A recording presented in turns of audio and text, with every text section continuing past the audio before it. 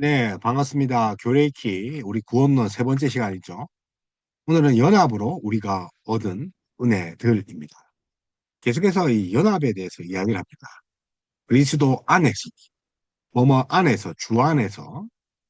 그래서 이 안이라는 표현이 이 로마서뿐만 아니라 이 바울 서신의 164번이나 나온다고 합니다.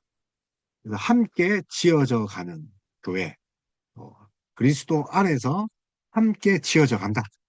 다시 말하면 연합이죠. 신일, 합일.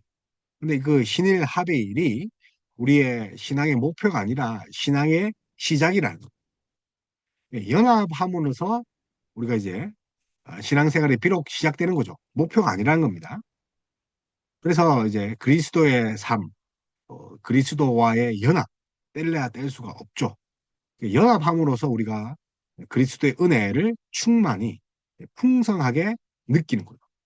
그래서 연합은 목표가 아닙니다. 출발입니다. 시작입니다. 그리고 우리 신앙의 원천이라는 거 우리가 기억해야 되는 것입니다. 계속해서 이 연합에 대해서 이야기를 하고 있습니다. 그래서 예수님이 나를 대신해서 십자가에 못 박혔습니다. 나를 대신해서. 그리고 이제 나와 함께 계십니다. 나와 함께. 그래서 함께 지어져 간다. 뭐 함께 오늘 에베소서 2장을 나누겠지만 오늘 그 연합에 대해서 계속적인 그런 그 의미를 찾아보려고 합니다. 그래서 우리가 법적으로 이 어렵다함을 받았다는 거죠.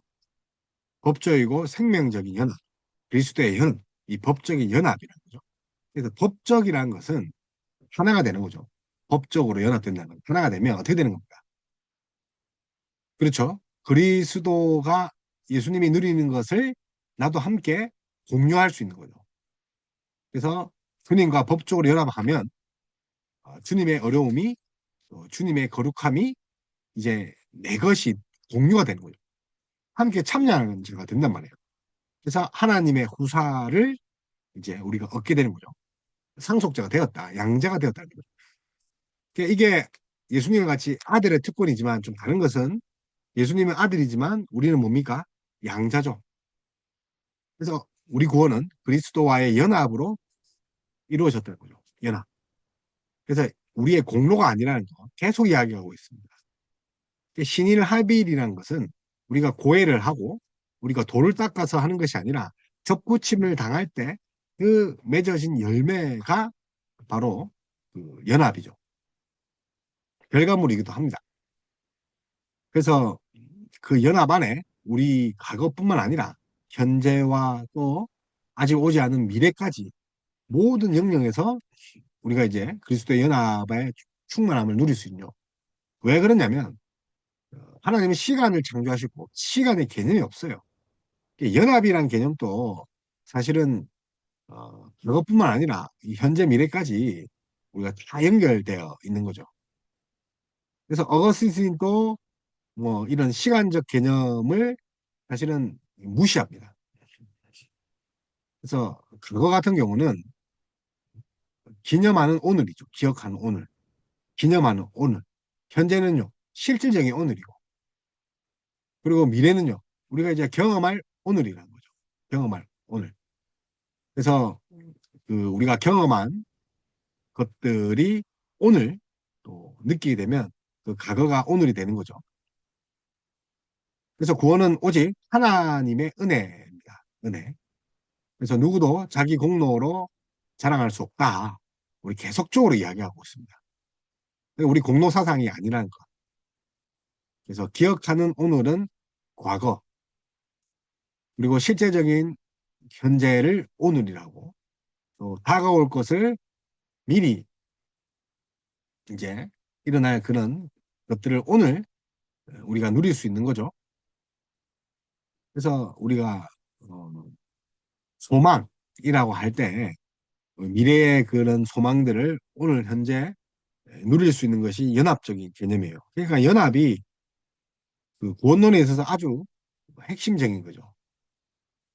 그리고 우리는 예수 그리스도 안에서 선한 일을 위하여 지으심을 받은 하나님의 걸작품이라는 거.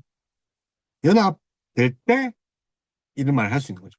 그래서 우리는 그리스도 안에서 선한 일을 하며 하나님의 은혜의 지극히 풍성함을 우리가 나타내야 하는 거죠. 왜요? 연합함을 받았으니까. 그래서 우리가 이제 보면 에베소서 2장 1절에 10절 그는 허물과 죄로 죽었던 너희를 살리셨도다. 그때 너희는 그 가운데서 행하여 이 세상 풍조를 따르고 공중의 권세 잡은 자를 따랐으니 곧 지금 불순종의 아들들 가운데서 역사하는 영이라. 전에는 우리도 다 그 가운데서 우리 육체의 본심을 따라 지내며 육체와 마음에 원하는 것을 하여 다른 이들과 같이 본질상 진노의 자녀이었더니 공일이 풍성하신 하나님이 우리를 사랑하신 그 사랑을 인하여 허물로 죽은 우리를 그리스도와 함께 살리셨고 너희는 은혜로 구원을 받은 것이라. 또 함께 일으키사 그리스도 안에서 함께 하늘에 앉히시니 이는 그리스도 예수 안에서 우리에게 자비하심으로써 그 은혜의 지극히 풍성함을 오는 여러 시대에 나타내려 하십니다. 다시 말하면 과거에 우리가 살림을 받았다는 거예요. 근데 미래에 그 안치심도 함께 받았다는 거예요.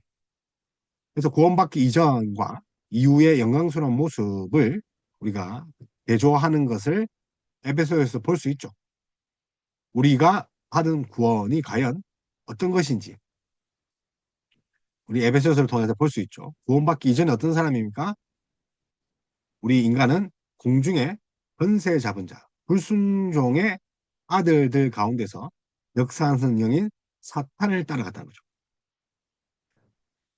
육에 속한 자, 육신의 정욕, 육신의 욕심을 따라 죄를 행하는 자, 본질상 하나님의 진노의 자녀였던 거죠. 그런데 이 궁율이 풍성하신 하나님께서 우리를 사랑하시어 허물로 죽은 우리를 구원하셨다. 자, 여기에 우리의 어떠한 공로가 1%라도 들어가 있습니까? 우리는 그냥 불순종의 아들입니다. 본질상 진노의 자녀였죠. 그런데 예수 그리스도와 함께 살심을 받은 거죠. 함께 승천하여 하늘에 그리스도와 함께 앉혀졌다는 거죠.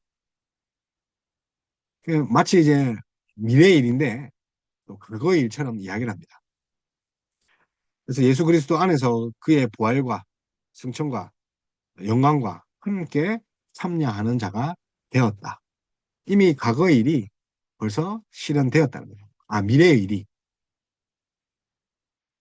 그래서 엘피스, 이 소망이 현재에도 누릴 수 있는 것은 우리가 이제 미래의 것을 이미 이루어진 것으로 바라보고 살아갈 때 우리가 소망으로 살아가는 거죠. 자, 부활의 소망도 마찬가지입니다. 이미 부활은 이루어졌다. 이미 또 우리가 그 혜택을 누리고 살지만 아직 우리가 이제 부활의 몸을 입지 않았지만 이미와 아직 속에서 우리가 분투하면서 고군분투하면서 살아가고 있는 것이 성도라는 거죠. 그냥 이 개념이 함께라는 개념 안에 모두 담겨져 있다. 그죠?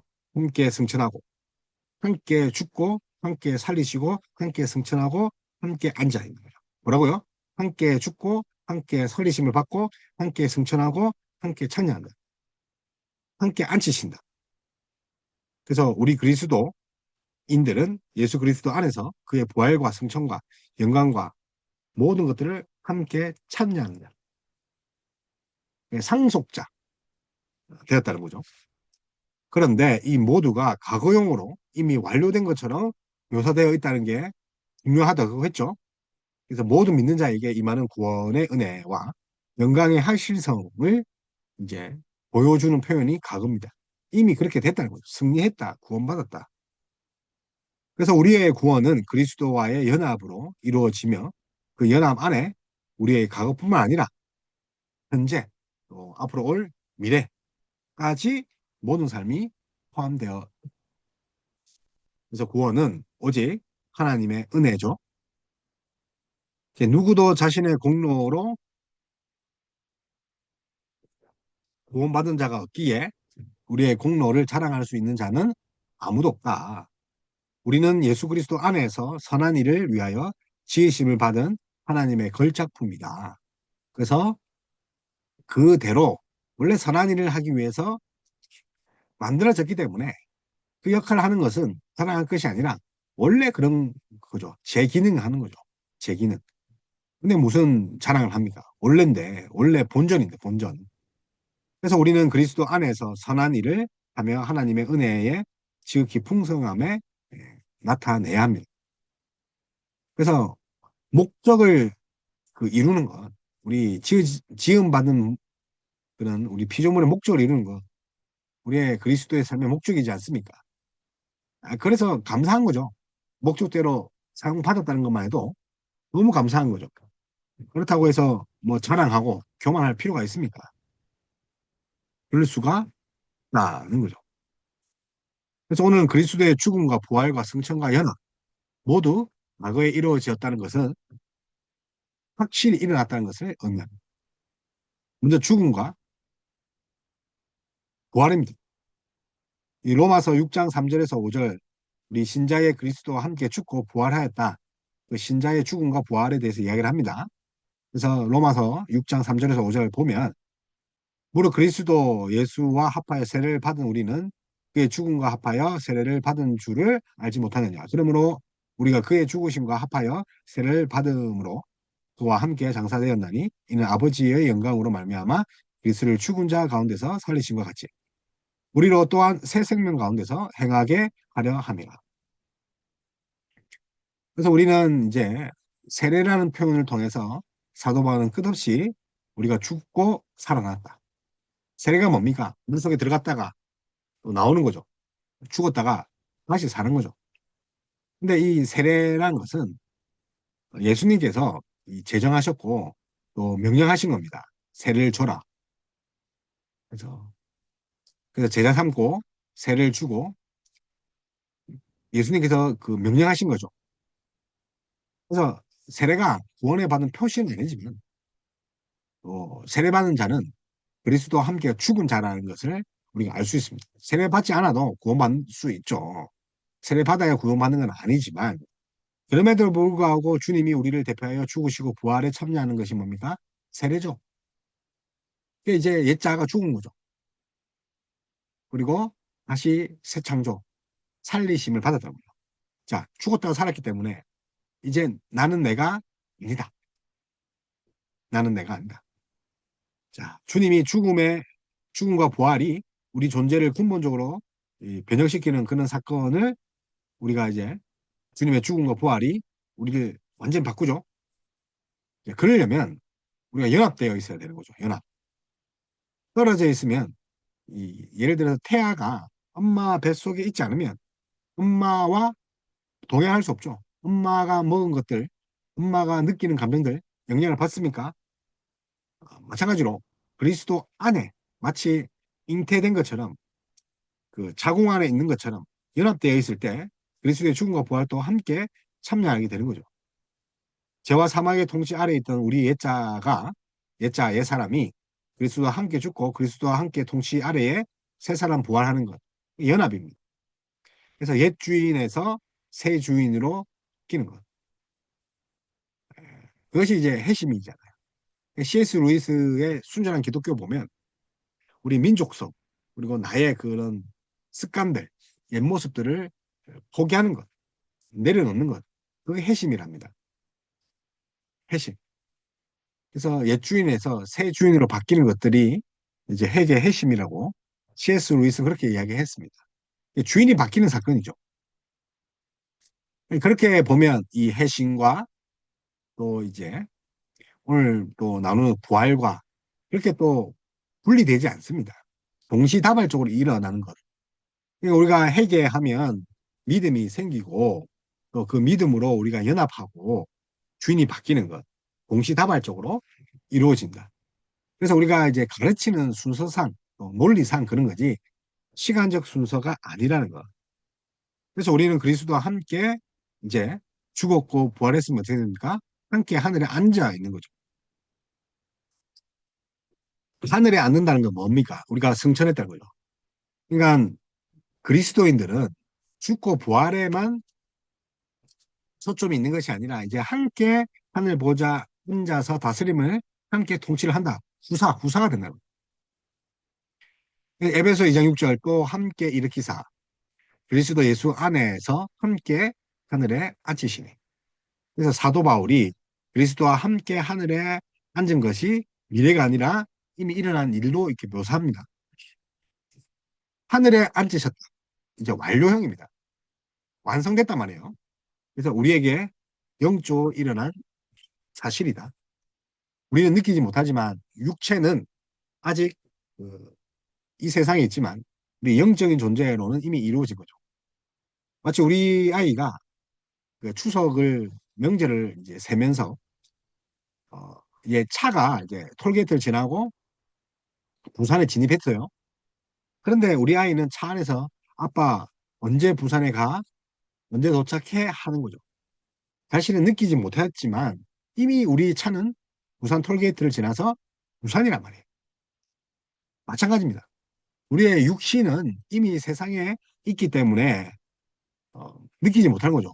우리가 하늘 보좌에 있다는 거, 승천했다는 거. 그래서 우리가 그리스도와 함께 하늘에 앉으심 받았다는 것은 그리스도가 만물을 다스리는 건세와 참여를 한다는 건데 우리 이미 하나님의 건세와 또 하늘의 만물 다스리는 그런 건세와 통치에 참여를 했다는 거죠. 자, 그래서 여기에 이 그리스도인들의 이 자녀됨의 특권이 있다는 거죠. 이제 구하면 되는 거죠. 자, 세상과 그런 고난 가운데 있을 때 명령하시면 되는 거죠. 어떻게? 물러가라. 승리는 이미 우리 것이기에 우리가 이제 살인자죠. 명령하면 됩니다. 그런 권세가 주어졌죠. 그래서 바울은 신자가 누구인지 신자의 정체성의 근본이 승천의 관점에 있다고 합니다. 다스림의 강점이란 말이에요. 그러면 우리가 이 세상에 살면서 그 질병에 속한 자가 아니라는 거. 또 재정의 궁핍에 몸의 그런 고통 속에 관계의 어려움 속에 속한 자가 아니라는 거. 하늘에 속한 자라는 거죠. 그래서 선포할 수 있고 통치할 수 있고 쓸 수 있다. 내 가난과 질병과 이 저주의 사슬들은 우리가 통치할 수 있다는 거죠. 그것이 기도잖아요. 그래서 하늘에 속한 모든 신령한 복이 그것이었다. 에베소서 1장 3절이죠. 그래서 우리 이 강의를 듣는 분들 혹시 질병 가운데 있거나 또 마음의 어려움 가운데 있거나 정신적인 또 육체적인 또 재물적, 관계적, 물질적 관계에 어려움이 있다면 여러분 선포하시기 바랍니다. 우리 이미 하늘에 속한 자, 하늘의 시민권자라서 이 땅의 것을 통치자로 하나님이 대리통치자 세우셨죠. 그래서 위의 것을 찾는 자, 아래 것은 뭡니까? 당연히 우리가 쓰릴 수 있는 거죠. 그래서 우리의 정체성, 그리스도와 함께 승천하여 하늘에 앉은 자다. 그래서 너무 이 땅의 것에 얽매이지 마시기 바랍니다. 또 그리고 매일같이 선포하시기 바랍니다. 예수 그리스도의 그런 그 이름으로 담대히 나의 질병은 해결되었다.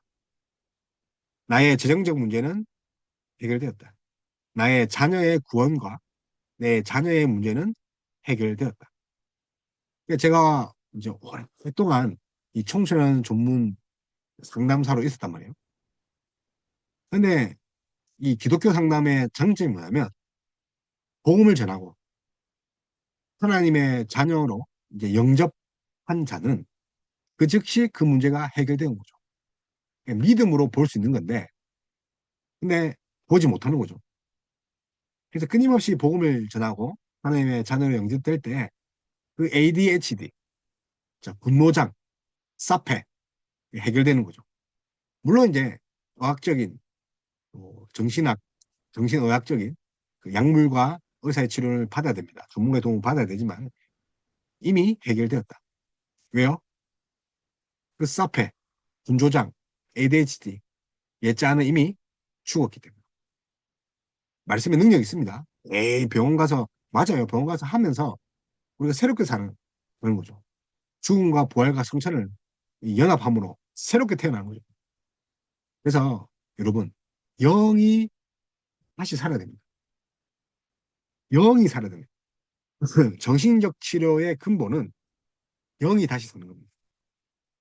다시 말하면 예수 그리스도와 연합하고 영접해서 믿음으로 사는 거는. 그래서 오직 의인은 믿음으로 산다. 그래서 우리의 정체감이 그렇다는 거죠. 그리스도와 함께 아버지의 집, 아버지 안에 거하는 사람이다. 하늘에 속한 신령한 복을 누린 자다. 하늘의 권세를 행사하는 자다. 이 땅에 하늘의 뜻을 이루는 자다. 그래서 이 땅의 것에 일희일비할 수가 있습니까? 없다. 기억하셔야 됩니다. 없다.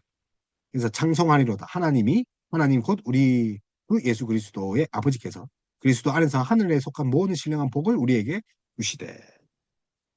에베소서 1장 3장 신령한 복을 우리에게 주시되.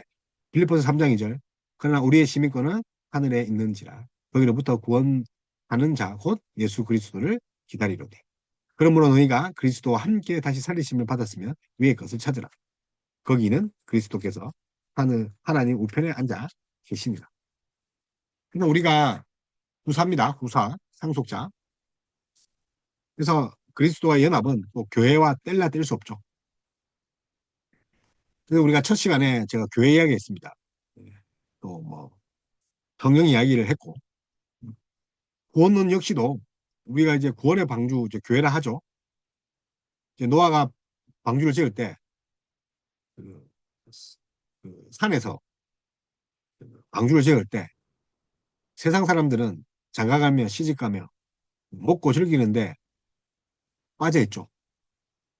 옆에 툭툭툭 하는 소리가 들릴 텐데 방주가 보일 텐데 아랑곳 하지 않죠. 구원의 방주. 그러니까 다 멸망당하죠. 교회도 마찬가지입니다. 교회가 지금 많다고 하지만 그럼에도 불구하고 교회로 나오는 자가 10분의 1이 됩니까? 먹고 자고 장가드는데 전심을 하지만 교회에서 한 번도 교회 오지 않아요. 이 구약의 노아의 방주가 교회인데 관심 가리지 않는다는 거예요. 그런데 그리스도와 연합을 통한 의미가 무엇입니까? 교회죠. 그래서 그리스도 안에서 교회론적 관점에서 이해하면 교회다. 그래서 바울의 가르침을 보면 그리스도 안에 있는 것은 그리스도의 몸된 교회 안에 있는 것과 같다는 거죠. 또 반면에 우리가 또 성령이 거하는 성전, 우리가 교회죠. 자, 보이지 않는 성전, 또 보이는 성전, 가시적 교회, 비가시적 교회. 뭐 물론 이제 하늘에 있는 교회, 하나님 나라가 교회인데 눈에 보이는 교회를 통해서 우리가 또 연합을 이룰 수 있죠. 빨리 그리스도 안에 거하려면 교회에 나와야 되죠. 손이 몸에 붙어 있지 않으면 머리와 연결될 수 없듯이 우리가 주님의 몸된 교회에 붙어 있지 않으면 머리와 연합할 수가 없는 거죠. 그래서 우리가 뭐 예배 드리는 거 그냥 행사가 아닙니다. 연합에 그런 참여를 말합니다. 그래서 사실 그 부활하신 첫날, 주의 날, 부활을 기념하죠. 예배가 그렇잖아요. 주님의 부활을 경험하고 만끽하잖아요. 동시에 하늘에 우리가 안치심을 받은 것들, 연합에 대해서 함께 찬양하는 거죠. 그래서 우리 각자 주님의 몸된 교회, 지체로서 또 붙어 있다는 것, 확인하는 날이죠. 그래서 그리스도의 연합은 교회에 온전히 이제 온전히 체험됩니다. 그리스도의 연합이. 그리스도의 연합은 몸의 지체 간의 연합을 수반합니다. 성령은 주님과 나의 수직적인 관계뿐만 아니라 나와 형제 간의 수평적 관계, 수직과 수평을 이루는 관계가 교회 안에 있죠. 이제 교회론에서 배울게요. 그래서 교회와 하나 된다. 그리스도의 연합. 우리가 교회에서 형제 자매라고 부르잖아요. 가족이라니까요. 장로님 또 형제고, 권사님 또 자매고. 피로 나눈 그런 형제가 아니라 성령으로 하나 되는. 성령이 하나 되게 하신 것을 힘써 지키라는 거죠. 교회가 그런 거죠. 성령이 하나 된 것을 힘써 지키라. 교회, 연합이죠. 그래서 죽음과 부활, 승천 모든 것을 함께 누리는 그런 공동체, 바로 교회죠. 그래서 옛사람이 그리스도와 함께 죽고 그리스도의 다스림을 받은 새사람으로 부활한 이들의 모임이죠. 그래서 교회다. 부활함을 입은 자들, 부활한 이들.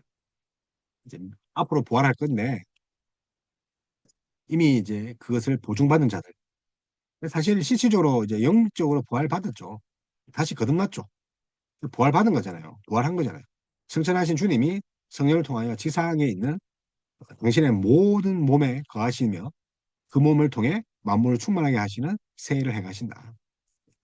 그래서 주께서 사랑하시는 형제들아, 우리가 항상 너희에 관하여 마땅히 하나님께 감사하는 것은 하나님이 처음부터 너희를 택하사 성령의 거룩하게 하심과 진리를 믿음으로 구원을 받게 하심이니 이를 위해 우리의 복음으로 너희를 부르사 우리 주 예수 그리스도의 영광을 얻게 하려 하심이니라.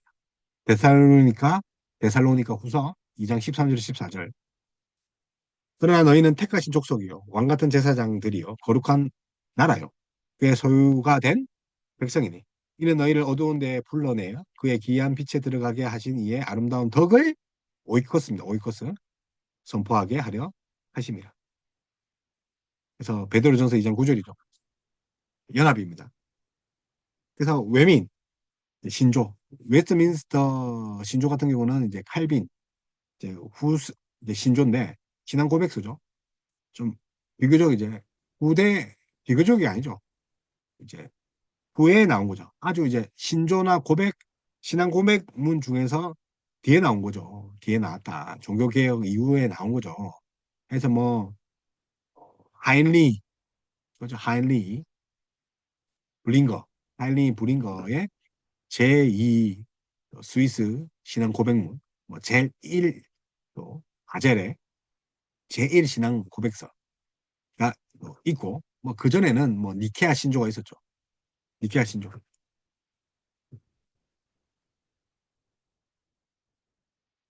그리고 또 외민 그 신조 이전에 이제 우리가 이제 도르트 신조도 있었고 삼위일체를 확정짓는 도르트 신조. 그래서 뭐 하이델베르가 사실은 먼저 태어났죠. 하이델베르그 또 벨직 신앙 고백서. 비교적 우리 장로교는 외민 이제 신조를 받아들이는데 좀 후세에 마지막에 있는 거의 마지막에 신조죠. 신앙 고백문. 그래서 좀 이제 신학적으로 좀 안전되고 확립된 부분이죠. 그러나 이 신조라는 것이 시대와 그죠? 또 역사적 배경, 문화적, 정치적 배경에 따라 달라질 수 있다는 거죠. 그 상황에 맞게끔 적었기 때문에 이게 절대적이지 않는 거죠. 성경 말씀 외에 절대적인 것이 없다. 신조도 긴다. 그런데 이제 비교적 최신적인 신앙 고백 보면 공교회 또는 보편적 교회는 무형인데 과거와 현재와 미래의 머리인 그리스도 아래 하나로 모이는 택함 받은 사람들의 전체이며 이 교회는 그리스도의 신부요 몸임 또 만물 안에 만물을 충만케 하시는 분의 충만이다. 교회를 말합니다. 보편적 교회죠. 카톨릭 카톨릭 교회가 보편적 교회라는 뜻이죠. 유형교회 역시 눈에 보이는 교회 역시 복음 하에서 공교회요 우주적 교회인데 전 세계에서 참된 믿음, 참 믿음을 고백하는 모든 자들과 신자라 하죠. 그들의 자녀들로 이루어지며 주 예수 그리스도의 나라이며 하나님의 집이요 권성입니다.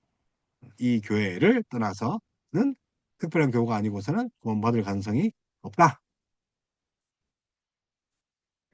그래 그리스도의 몸된 교회죠. 이 교회론을 이제 이야기를 하고 있는 거죠. 근데 이제 구원론에서도 그런 이야기를 합니다. 건세와 사명과 복을 주신다. 교회의 건세와 사명을 복을 위임하셨죠. 교회가 그런 거죠. 그래서 교회에서 세례를 주죠. 교회에서 말씀 선포를 하죠. 교회에서 예배를 합니다. 건세와 사명 복을 교회에 위임하셨다. 그래서 교회는 큰 건세를 누리고 사명을 감당하는 복을 누린다.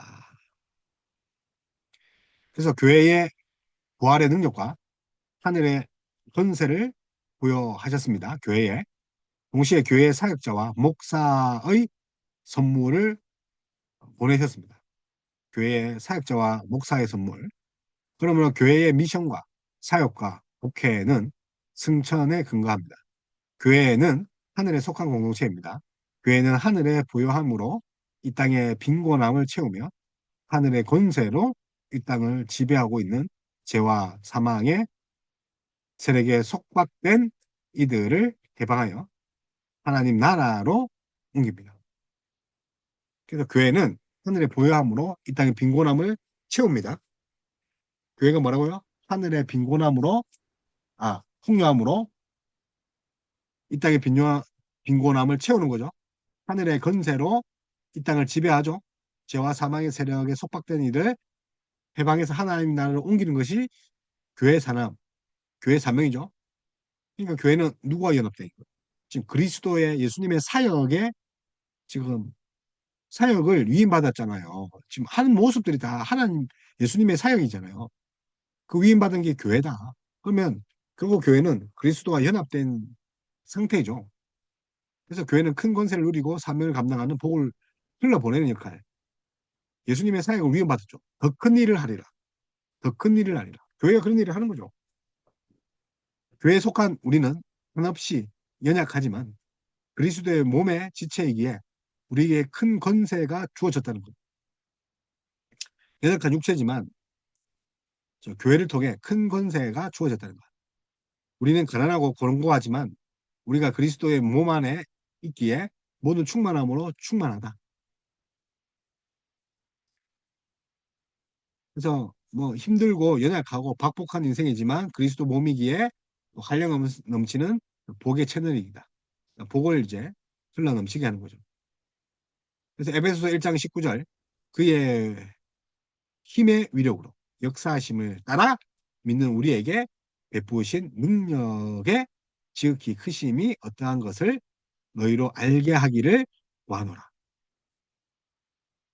자, 우리에게 베푸신 능력의 지극히 크심, 능력의 지극히 크심. 뭐라고요? 능력의 지극히 크심. 우리가 그 능력이 그리스도 안에 역사하는 것을 우리가 알아야 됩니다.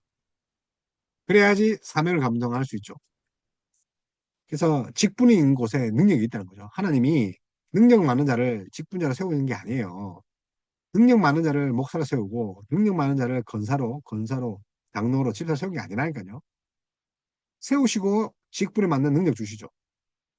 홍해를 건너신 분이 홍해 앞에 세우신다는 거죠. 그러니까 홍해 앞에 세워서 홍해를 우리가 가는 게 아니라니까요. 자, 홍해 가르신 분이 우리에게 능력 주신다는 거죠. 직분이 있는 곳에 능력이 있다. 그래서 내가 능력이 없어요. 물론 이제 도덕적으로 자질적으로 부족하면 세워서는 안 되죠. 그런데 우리가 보편적으로 하나님의 직분을 감당하면 능력도 한 개 주신다. 그러니까 겸손하죠. 목사가 설교하는데 하나님 능력 주셔서 하는 건데 아는 척, 또 거룩한 척 하면 됩니까? 그래서 우리에게 각 사람에게 그리스도의 선물의 분량대로 은혜를 주셨나니 그러므로 이르기를 그가 위로 올라가실 때에 사로잡혔던 자들을 사로잡으시고 사람에게 선물을 주셨다 하였도다. 선물 주신 거죠. 에베소서 4장 7절에서 선물이죠. 그러니까 자랑할 수 있습니까? 자랑할 수가 없다. 그래서 우리가 그리스도의 연합,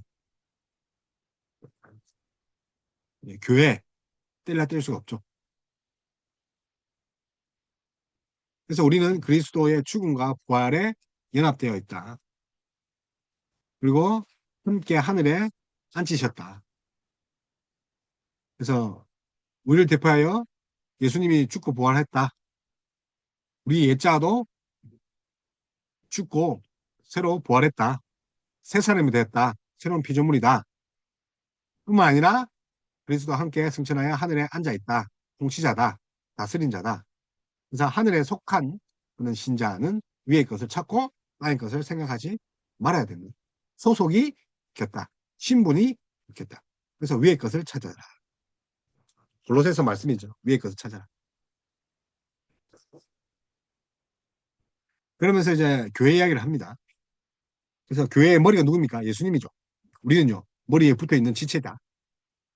그래서 우리가 그분에 붙어 있기 때문에 그분의 명령을 잘 들어야 되는 거죠. 그래서 옛사람이, 교회는 옛사람이 그리스도와 함께 죽고 새 삶으로 부활한 사람들의 모임입니다. 승천하신 주님은 성령을 통해 교회에 거하시며 교회를 통해 만물을 또 충만하고 성령을 통해 교회를 거하시고 교회를 통해 만물을 충만하신다. 곧 예수님이 통치하시는 것을 맛보는 것이 교회다. 그래서 구원은 개인적인 거죠. 왜냐하면 이제 내가 믿어야죠. 회심하고 또 다른 사람이 대신 믿어 구원 받을 수 있습니까? 그러니까 내가 믿는 거죠.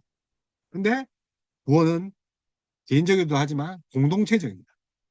구원받은 사람이 모이는 거라니까요. 하나님은 믿는 자를 교회에 붙이셔서 교회의 머리이신 그리스도와 함께 연합하는 거죠. 함께 구원을 받아 한 몸을 이룬 교회의 하나됨. 함께, 그러니까 함께 구원받아 한 몸을 이룬다는 거죠.